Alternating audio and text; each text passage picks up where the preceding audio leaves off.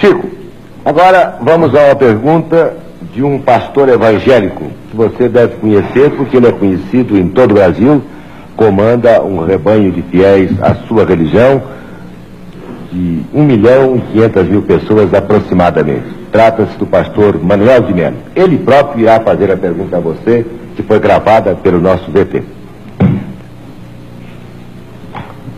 Boa tarde, Xavier. Meus cumprimentos. E convidado por esse programa e pela sua direção para lhe formular uma pergunta, quero fazê-lo com muito agrado, com muita satisfação, por conhecer você através da literatura, da sua fama, e que ninguém de consciência tranquila pode negar as suas qualidades mediúnicas. Você, como uma das maiores autoridades espírita ou espiritualista deste país, para não dizer deste continente, por gentileza me responda a esta pergunta, que está sendo formulada em meu nome pessoal e em nome de toda a minha organização, isto é, de 1,5 milhão de fiéis que representam esse país e de cerca de 4.000 pregadores que tenho a honra de liderar. O Espiritismo, Xavier, tem um ponto que se choca profundamente, teologicamente falando, com os princípios bíblicos que defendemos, nós os evangélicos. É exatamente aquele ponto da reencarnação. Isto é, cada pessoa que nasce é sempre reencarnação de uma pessoa que faleceu, de uma pessoa que morreu. Assim, é apregoado, ensinado pelos espíritas no mundo inteiro. Para o esclarecimento dos telespectadores desta rede enorme de televisão, deste horário, em nosso pinga-fogo, esclareça o seguinte: Deus criou Adão e Eva. Todos nós concordamos, creio que você também, a maneira como foi criado e o mundo cristão inteiro.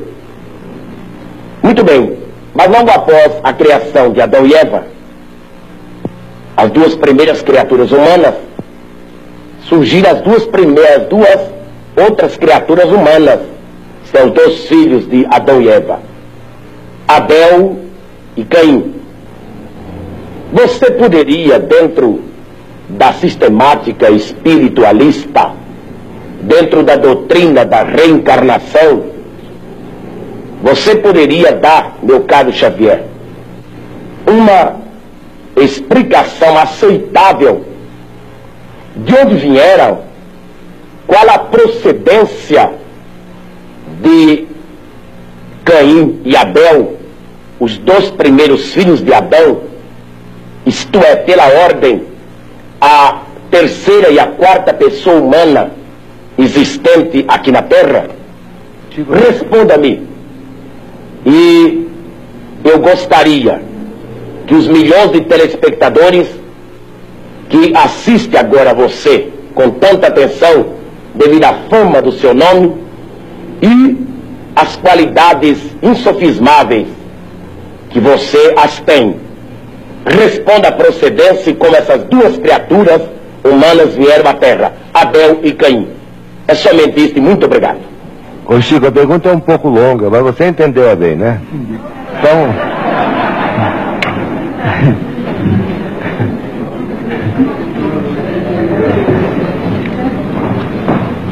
A pergunta do nosso caro amigo, que nos interpela a respeito do texto bíblico, está emoldurada de tamanho carinho que inicialmente nós agradecemos esse tom de fraternidade e ternura humana com que ele emoldura a questão para se dirigir a nós.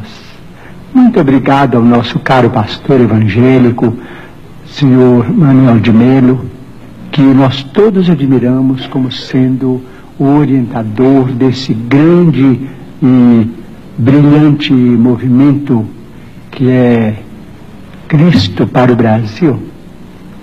mas sem desejar fazer contraperguntas, porque às vezes a contrapergunta não é uma prova de consideração para quem perguntou, mas a Bíblia é o nosso livro santo, livro de todos os cristãos.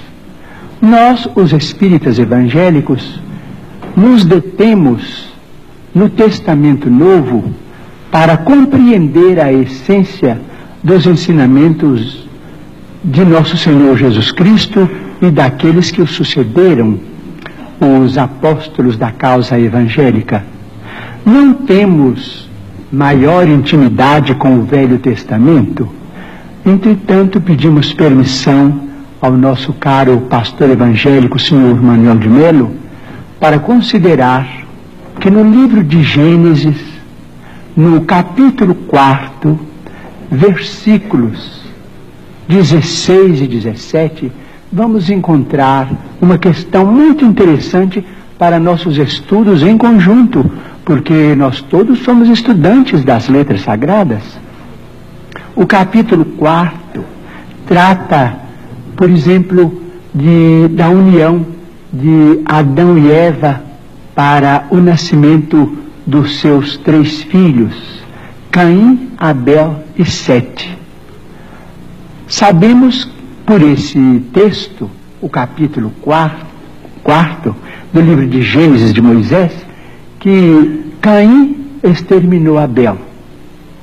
Entretanto, nos versículos 16 e 17, nós encontramos uma informação muito curiosa, a informação de que Caim, em se retirando da face de Deus, se dirigiu para uma cidade ou uma terra chamada Nod, onde ele desposou aquela que foi sua esposa e teve com ela uma grande descendência.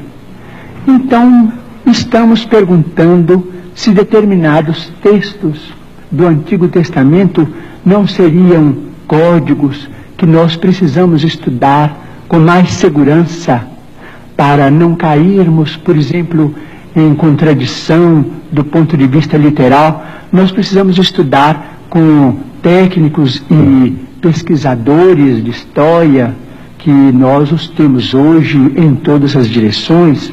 Digo isso com o máximo respeito, porque se Caim matou Abel antes do nascimento de Sete, mas casou-se numa cidade chamada Nod, onde encontrou a sua mulher, aquela que foi sua esposa, e com ela teve uma grande descendência, o assunto exige estudos especiais de nós todos, porque segundo a criação no jardim edênico, a família inicial teria sido constituída pelas 4 pessoas às quais se refere o nosso caro pastor evangélico, senhor Manuel de Melo: Adão, Eva e os 2 filhos primeiros do casal. Vamos estudar então a questão com respeito à reencarnação. Mas o Manuel de Melo tem que estudar também, né? Todos nós. Então vamos chegar a uma conclusão.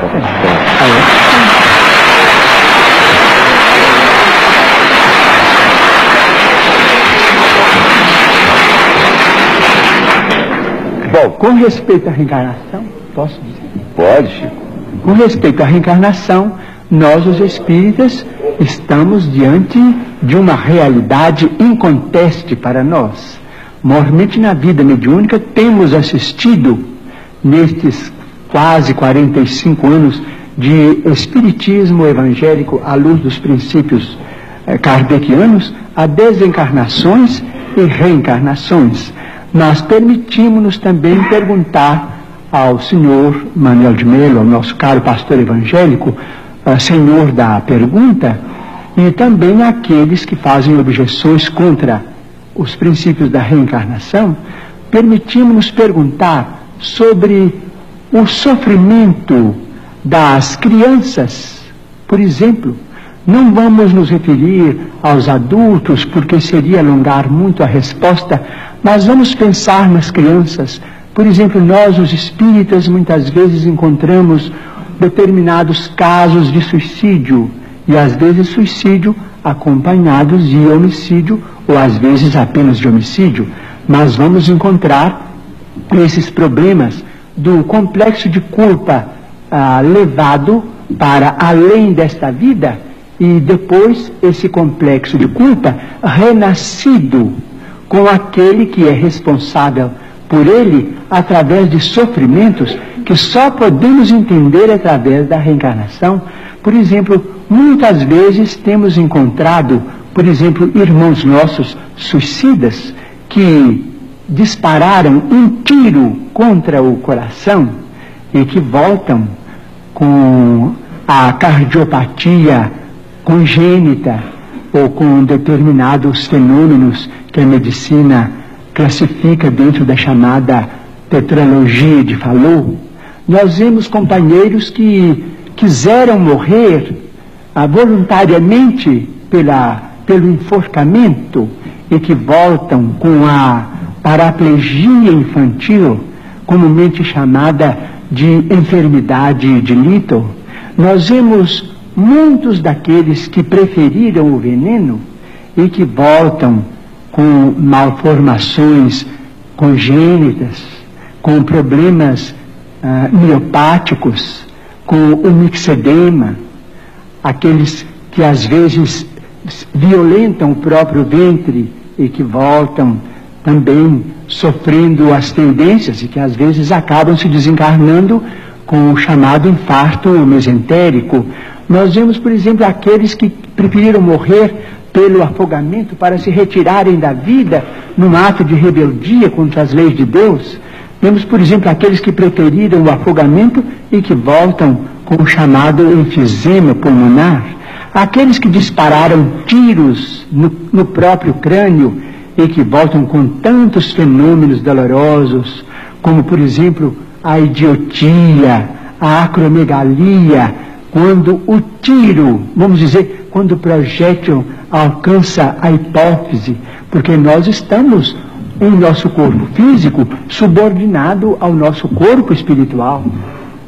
Então, principalmente nos fenômenos, os fenômenos decorrentes do suicídio por tiro no crânio são muito dolorosos, porque vemos a surdez, a cegueira, a mudez congênitas, e vemos este sofrimento em crianças incompatíveis com a misericórdia de Deus, porque nós sabemos que Deus não quer a dor.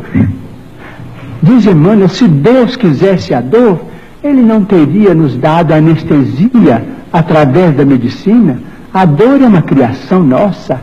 Chegamos ao além com determinado complexo de culpa e pedimos para voltar ao corpo, trazendo as consequências de nossos próprios atos menos felizes. Então, pedimos ao Senhor Manuel de Melo, nosso caro pastor evangélico, que tem trabalhado tanto e cujo mérito nós todos reconhecemos e reverenciamos, para pensar conosco nestes problemas.